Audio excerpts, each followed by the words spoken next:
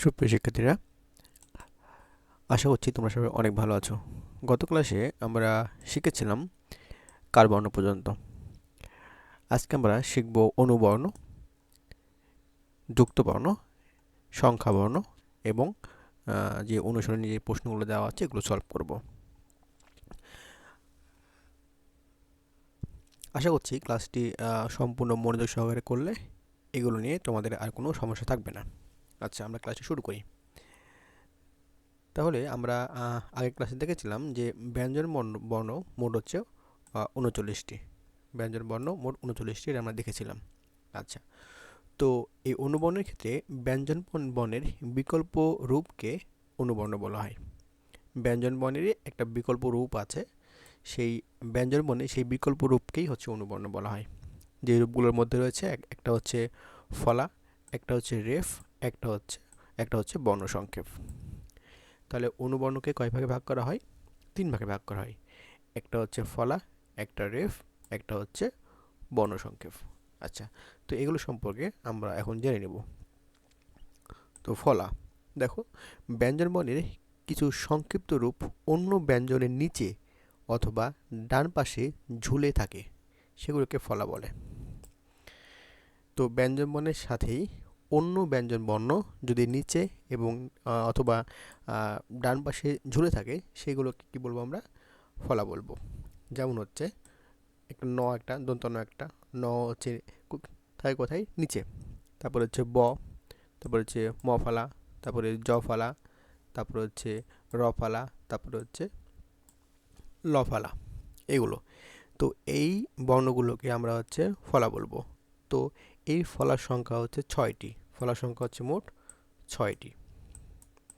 পরীক্ষা আসতে পারে যে ফলার সংখ্যা কয়টি, যেমনটা আমরা পড়েছিলাম যে ব্যঞ্জন বর্ণের সংক্ষিপ্ত রূপ কার।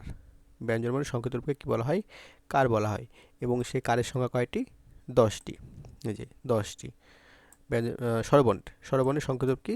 কার। সেই কার হচ্ছে কয়টি? 10টি। অনুরূপভাবে ব্যঞ্জন বর্ণের যেই সংক্ষিপ্ত রূপ রয়েছে ফলা, সেই ফলার সংখ্যা কয়টি? 6টি। যেমন হচ্ছে দন্তন্য, দন্তন্য ফলা, ব ফলা, ম ফলা, জ ফলা, র ফলা আর হচ্ছে ল ফলা। এগুলো তোমাদের মুখস্থ থাকতে হবে, কারণ পরীক্ষাতে আসতে পারে নিচের কোনটি ফলা, এমনটা পরীক্ষা আসতে পারে। তাহলে তোমাদের আমি মনে রাখার একটা শর্টকাট টেকনিক দেখিয়ে দিচ্ছি। এভাবে মনে রাখবা যে যার যার রোল যার রোল নবম, যার রোল নবম। তোমরা এই লাইনটা মনে রাখবা। এই লাইনটা মনে রাখলেই দেখবা হচ্ছে তোমাদের ফলাগুলো মনে থাকবে। যেমন হচ্ছে এখানে কি জ ফলা আছে, এই যে র ফলা আছে, এই যে র ফলা আছে, তারপরে হচ্ছে ল ফলা আছে, দন্ত ন ফলা আছে, ব ফলা আছে, ম ফলা আছে। তাহলে কয়টি হলো? মোট 6টি। দেখো এখানে তাহলে হচ্ছে যে একটি, জ ফলা হচ্ছে একটি, জ হচ্ছে একটি, তবে র র একটি, মানে এই যে র দুইটা আছে, দুইটা মিলে একটি। তারপর হলো দুটি, হলো একটা, দুইটা হলো, তবে ল 3টি, দন্ত ন 4টি, ব 5টি আর ম হচ্ছে কয়টি? 6টি। তো এই 6টি হচ্ছে ফলা। ঠিক আছে? তো এই ফলাগুলা তোমরা হচ্ছে এভাবে এই লাইনটির মাধ্যমে, এই বাক্যটির মাধ্যমে তোমরা মনে রাখবা। পরীক্ষাতে এটা তোমাদের এমসিকিউতে চলে আসতে পারে। আচ্ছা, আশা করছি তোমরা এটা বুঝতে পেরেছো। তারপরে দেখো, তারপরে আছে রেফ। র এর অনুবর্ণকে রেফ বলা হবে। র এর অনুবর্ণকে রেফ বলা হবে। তো কোনো বর্ণের ওপরে যদি কখনো আমরা রেফ পাই, সেটা কিন্তু রয়েরই একটা সংক্ষিপ্ত রূপ। রয়েরই একটা সংক্ষিপ্ত রূপ। ঠিক আছে? আমরা সেটা জানি। তাহলে র এর অনুবর্ণের নাম কি? রেফ। তাহলে পরীক্ষায় আসতে পারে যে র এর অনুবর্ণের নাম কি? তাহলে আশা করি তোমরা পারবা, সেটা হচ্ছে কি? রেফ। আচ্ছা, তারপরে বর্ণ সংক্ষেপ। তো এখানে কি বলছে? যুক্ত বর্ণ লিখতে অনেক সময় বর্ণকে সংক্ষেপে লেখার প্রয়োজন হয়। যুক্ত বর্ণ লেখার সময় আমরা যে ব্যঞ্জন বর্ণগুলো লিখি, সেই ব্যঞ্জন বর্ণ কখনো কখনো সংক্ষিপ্ত হয়ে যায়। তো সেই সংক্ষিপ্তকেই কি হচ্ছে? বর্ণ সংক্ষেপ বলা হয়। ঠিক আছে? যেমন হচ্ছে এখানে কি আছে? ও আছে, তারপরে হচ্ছে দ আছে, দন্তন আছে, ম আছে, মূর্ধন্য ষ আছে, দন্ত স আছে। দেখো এগুলো কিন্তু সবগুলো কি একদম ছোট, এগুলো কোনোটা কিন্তু বড় নয়। এবং এই বর্ণগুলোর সাথে নিশ্চয়ই অন্য একটি বর্ণ যুক্ত হবে, সেজন্য কিন্তু এগুলো ছোট দেখাচ্ছে। তো সেজন্য এগুলোকে বলা হচ্ছে কি বর্ণসংক্ষেপ। এছাড়া যে খণ্ডত যে বর্ণটি আছে এটা কিন্তু ত এর সংক্ষিপ্ত রূপ, তোমরা জানো কি না? এই খণ্ডত কিন্তু ত এর সংক্ষিপ্ত রূপ, ঠিক আছে, যা বাংলা বর্ণমালায় স্বতন্ত্র বর্ণ হিসেবে স্বীকৃত। তো এই সংক্ষিপ্ত রূপ বলতে কি বোঝানো হচ্ছে আমি একটু বুঝে নিই। যে ত এর নিচে যদি আমরা হসন্ত দিই তাহলে কিন্তু এটা কিন্তু খণ্ডত হয়ে যায়, ঠিক আছে, সেজন্য বলা হচ্ছে যে ত এর সংক্ষিপ্ত রূপ হচ্ছে কি খণ্ডত, এই জন্য এটা বলা হয়। আচ্ছা, তাহলে আশা করছি পারবা, তোমরা হচ্ছে এটাও দেখে রাখবা যে বর্ণ সংক্ষেপ কোনটি পরীক্ষায় আসতে পারে, তাহলে কি ও, দ, দন্ত ন, ম, মূর্ধন্য ষ আর হচ্ছে দন্ত স। আচ্ছা, তারপর আসি হচ্ছে আমরা যুক্ত বর্ণ। যুক্ত বর্ণ কি তোমরা সেটা আশা করছি সবাই জানো, যে একাধিক বর্ণ যুক্ত হয়ে যুক্ত বর্ণ তৈরি হয়। যখন একাধিক বর্ণ যুক্ত হয় তখন কিন্তু যুক্ত বর্ণ তৈরি হয়, তাই না? আর এই যুক্ত বর্ণগুলো তৈরি হয় কিন্তু এই রেফ এবং বর্ণসংক্ষেপের মাধ্যমেই। রেফ এবং বর্ণসংক্ষেপের মাধ্যমে কিন্তু যুক্ত বর্ণগুলো তৈরি হয়। এবং এই ফলা ফলা রেফ আর বর্ণসংক্ষেপ এগুলোর মাধ্যমে কিন্তু এই যুক্ত বর্ণগুলো তৈরি হয়। আচ্ছা, তাহলে যুক্ত হওয়া বর্ণগুলোকে দেখতে কখনো সহজে চেনা যায় এবং কখনো সহজে চেনা যায় না। তো এদিক থেকে হচ্ছে এই যুক্ত বর্ণ দুই প্রকার, একটা হচ্ছে স্বচ্ছ, একটা হচ্ছে অস্বচ্ছ। তো স্বচ্ছ বলতে কী বোঝাচ্ছে, যখন দুটি বা দুইয়ের অধিক কোনো বর্ণ যুক্ত হবে, ঠিক আছে, এবং সেই বর্ণগুলোকে যদি স্পষ্টভাবে বোঝা যায়, সেই বর্ণের যেটা আসল রূপ, সেই আসল রূপ যদি সেই যুক্ত বর্ণ দেখেই চেনা যায়, তবে সেটাকে স্বচ্ছ। আর যদি যুক্ত বর্ণ দেখে ব্যঞ্জন বর্ণের আসল রূপটা চেনা না যায়, তাহলে সেটা কী হবে, অস্বচ্ছ হবে, ঠিক আছে। যেমন এখানে দেখো স্বচ্ছ, এখানে কী কী আছে, ক, এখানে ট আছে, ক এবং ট যুক্ত আছে, আমরা ক দেখতে পাচ্ছি এবং ট দেখতে পাচ্ছি। এখানে বর্গীয় জ যুক্ত আছে, আমরা বর্গীয় জ দেখতে পাচ্ছি এবং এই বর্গীয় জটা দেখতে পাচ্ছি, দূরে দেখতে পাচ্ছি।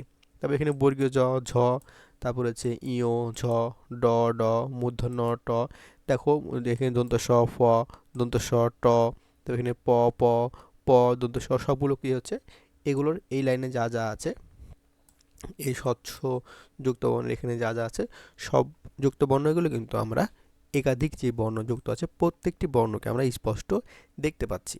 সেজন্য এগুলোকে আর কি বলবো, আমরা স্বচ্ছ যুক্ত বর্ণ বলবো।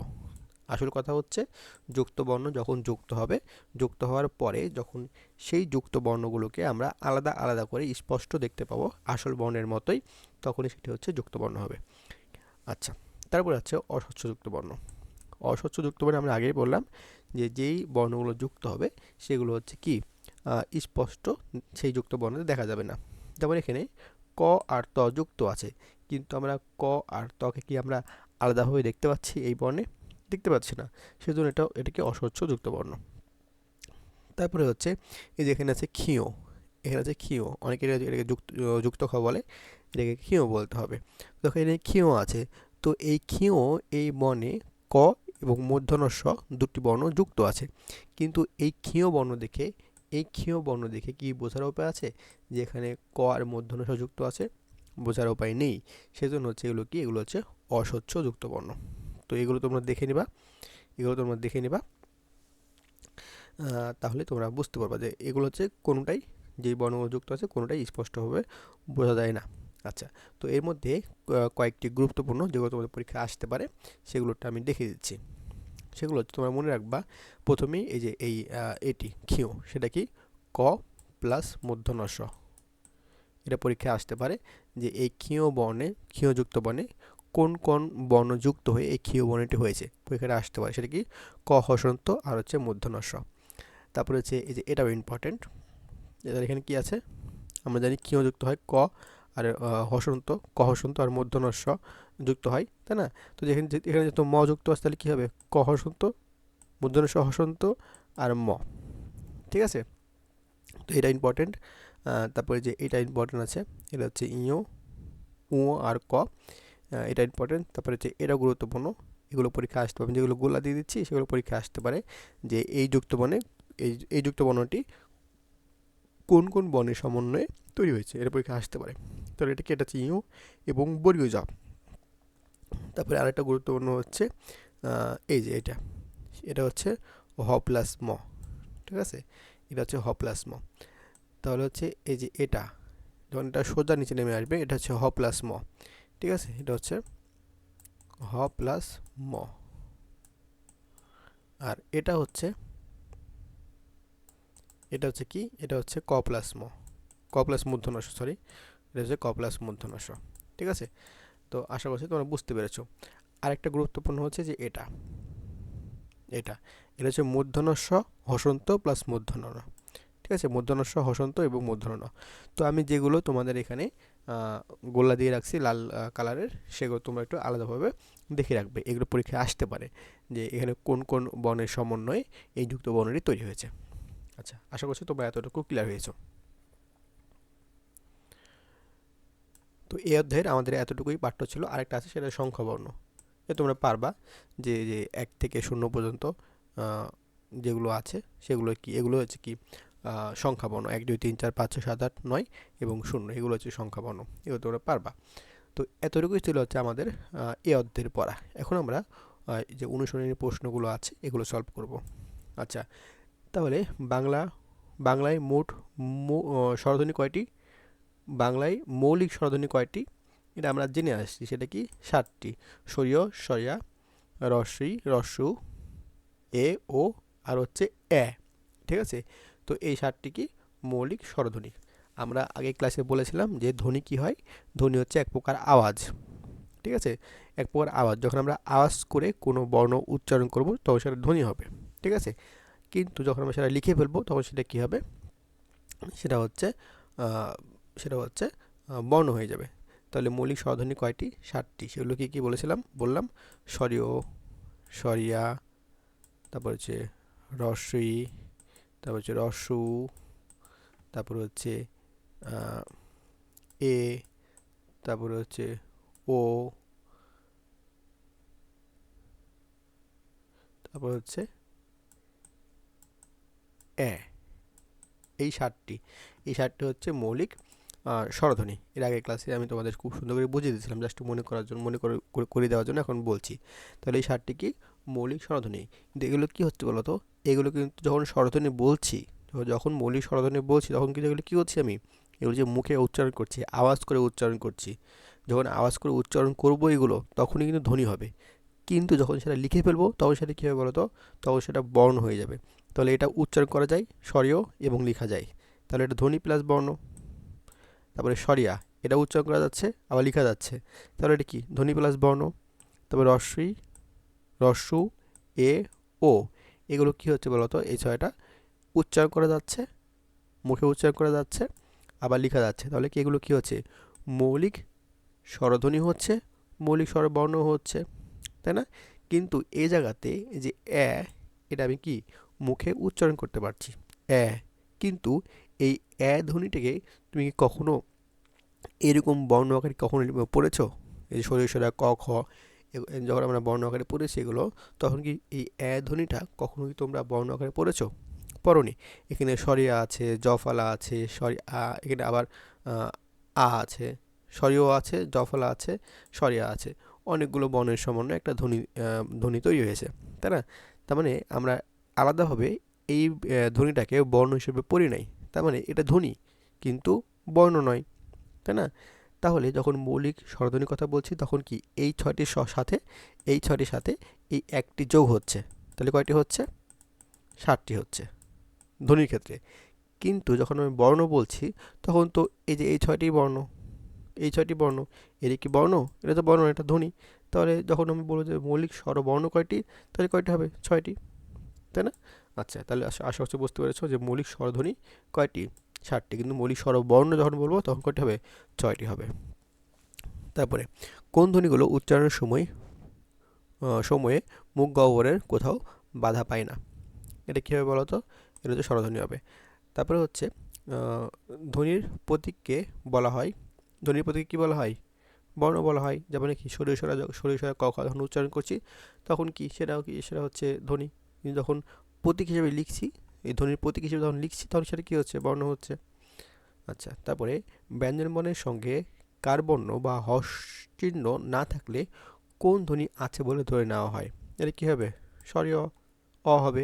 কারণ এই যে ক, এর সাথে কি কোনো কার আছে?